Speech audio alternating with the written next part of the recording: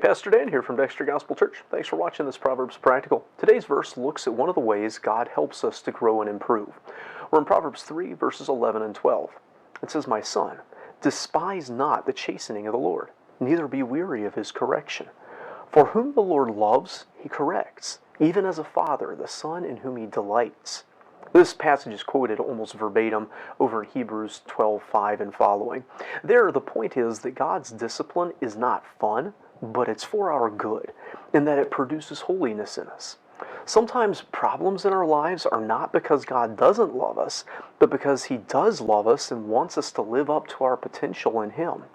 So the father tells his son, don't be upset when God disciplines you. Instead of blaming God for your problems, reverse your thinking and even thank God for them while trying to learn from them.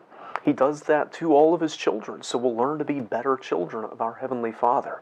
In fact, it's specifically a child who is loved and delighted in that the Father takes the time and effort to correct. He sees their potential. He sees how they can improve. He wants them to be the best that they can.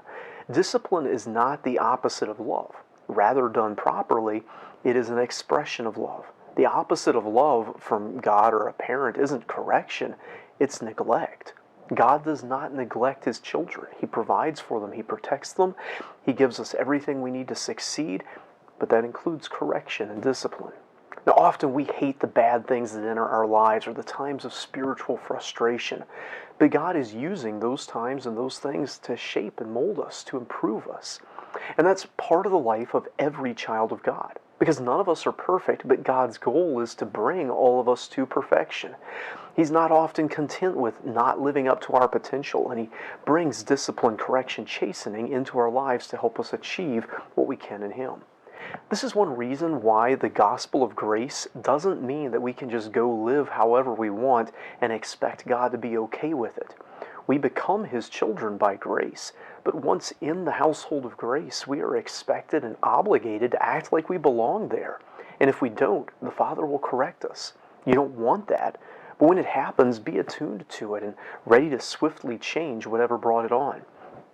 As with poor health or lack of riches, problems and spiritual struggles don't automatically mean that we're doing something wrong that needs to be fixed.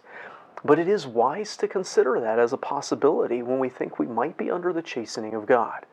And there's always, or almost always, something to be learned and some way to grow, even when the problem doesn't mean that we're doing something wrong. Even Job, righteous as he was, still needed to learn. And so the tragedies that came because of his righteousness also increased his reverence for and understanding of God. This chastening doesn't mean God doesn't love you.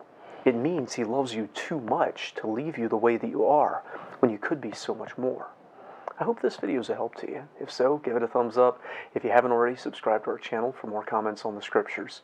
We'd love to see you in the comments here. We'd love to see you in person here at Dexter Gospel Church. Until next time, I hope you stay well and learn from God's discipline.